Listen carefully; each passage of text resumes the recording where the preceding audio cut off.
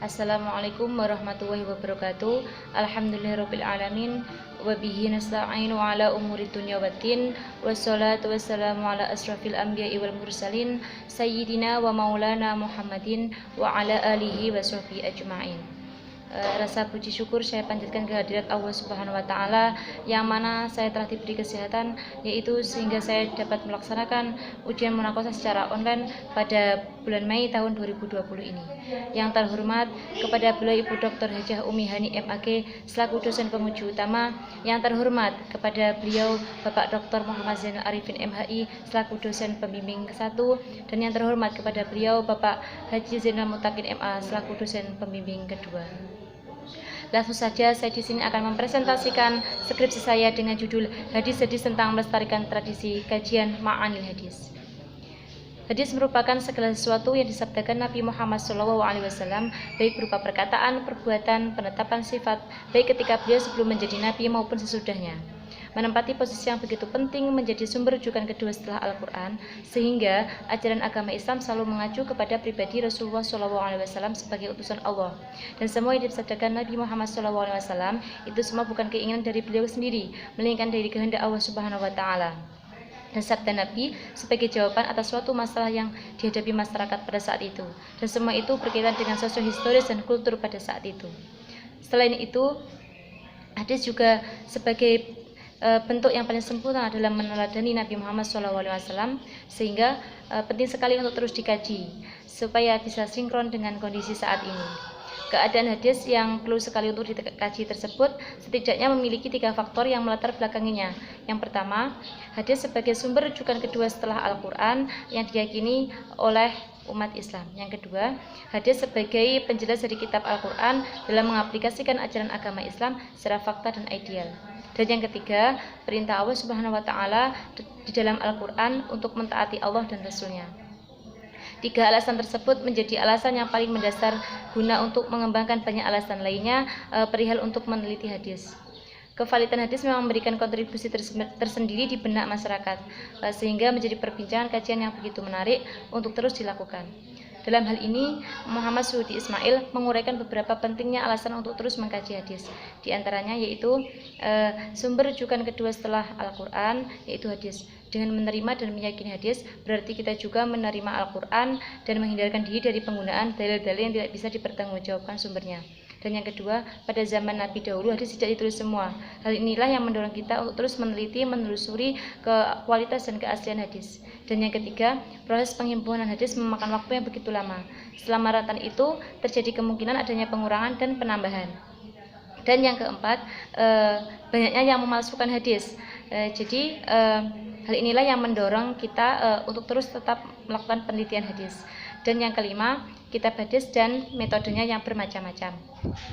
Dan yang keenam, terjadinya periwayatan secara makna atau riwayah bil makna.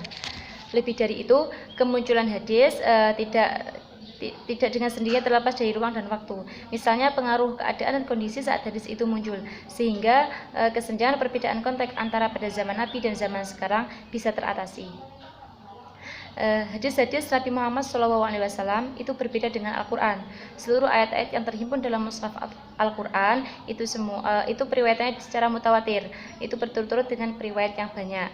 Semua kalimat yang terdapat dalam mushaf Al-Quran itu berasal dari Allah Subhanahu wa taala, baik secara makna maupun lafalnya.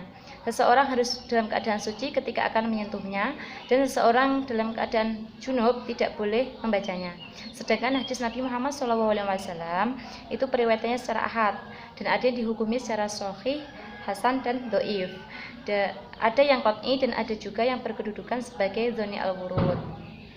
Lihat pernyataan yang demikian itu, seluruh ayat-ayat yang terdapat dalam mushaf Al-Quran tidak perlu lagi dilakukan penelitian ulang mengenai keasliannya. Namun untuk hadis Nabi Muhammad SAW yang bernilai ahad masih perlu lagi dilakukan penelitian ulang, sehingga kita tahu bahwa hadis tersebut benar-benar bisa dipertanggungjawabkan sumbernya dari Nabi atau bukan. Dalam pada itu, penting sekali untuk melakukan penelitian terhadap hadis dari segi sanad maupun matan. Dalam hal ini, penulis akan diprediksi akan mendapatkan hasil yang maksimal perihal kualitas hadis, dan bisa tidaknya hadis tersebut dijadikan hujah di dalam masyarakat. Sejauh ini, kajian kritis dalam studi hadis selalu merujuk pada 3 hal. yaitu kajian otentisitas teks hadis, kajian living hadis, dan pemahaman hadis. Yaitu hadis dijadikan sebagai kontekstual dalam ruang lingkup dan waktu yang berbeda. Pemahaman hadis merupakan suatu problematika yang sangat penting untuk diangkat. Dalam hal ini mengenai kevalidan hadis paling tidak bernilai hasan. Dan sebagai contoh cara memahami hadis dengan menggunakan metode ma'al hadis, yaitu cara memahami hadis dengan melestarikan tradisi.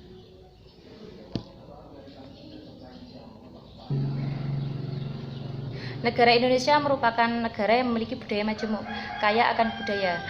Hal ini bisa kita temui berbagai macam tradisi adat istiadat dan budaya dan ritual keagamaan lainnya yang berasal dari berbagai daerah di seluruh Indonesia.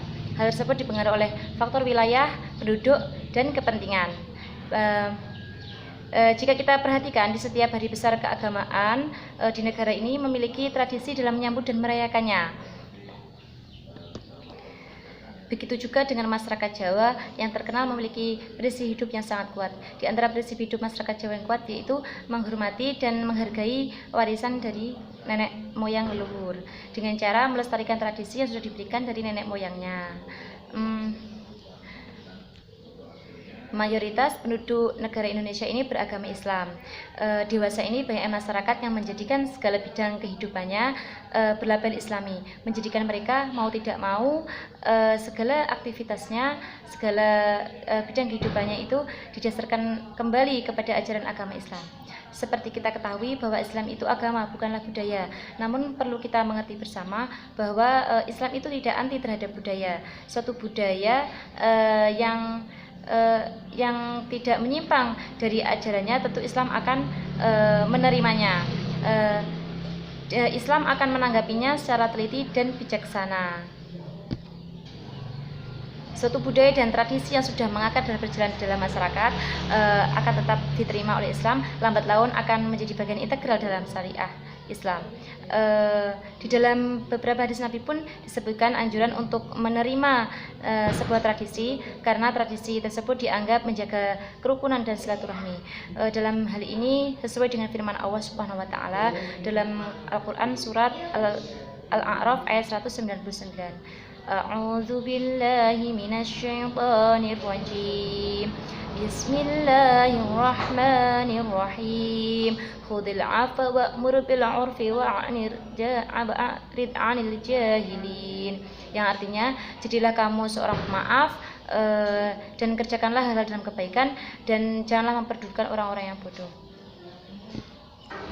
Kemudian dalam sepengetahuan penulis, permasalahan mengenai melestarikan tradisi ini mulai dari persiapan hingga pelaksanaannya. Jika tidak ada yang bertentangan dengan inti ajaran Islam, Islam tentu akan menerimanya sebagaimana diajarkan oleh para wali songo yang tetap melestarikan tradisi Jawa namun tidak melenceng dari ajaran Islam. Akan tetapi permasalahan yang muncul terjadi yang kita ketemui yaitu dalam tradisi tersebut adanya prosesi ngobong kemenyan, pembacaan mantra-mantra yang diyakini masyarakat sebagai bentuk penghormatan kepada leluhur. Mereka meyakini bahwa akan terjadi suatu bencana jika mereka menghilangkan salah satu ritual yang diberikan oleh nenek moyangnya. Dalam hal ini disebutkan dalam hadis Nabi Muhammad SAW yang berbunyi Bismillahirrahmanirrahim.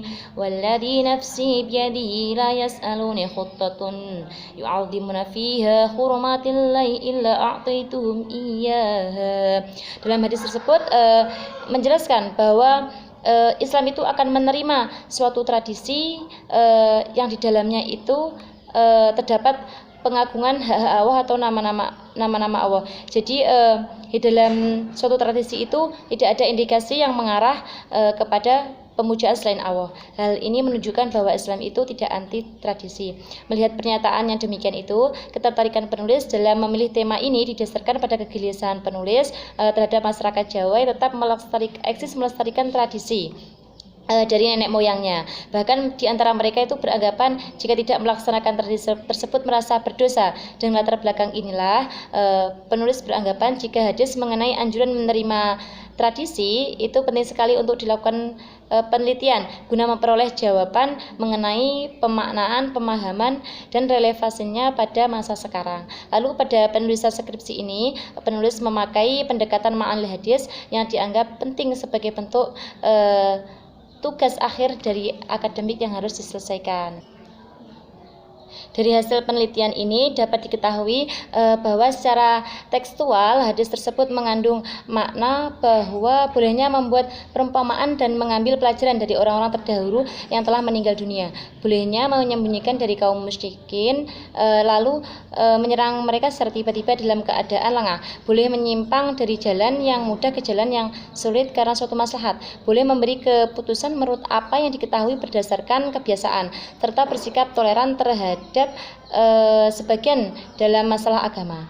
Pemaknaan tentang hadis melestarikan tradisi di era kontemporer tidak ditemukan perbedaan pendapat yang mencolok di antara para ulama kontemporer dan para muhaddisin sebagaimana yang telah penulis sampaikan dalam pembahasan analisis skripsi.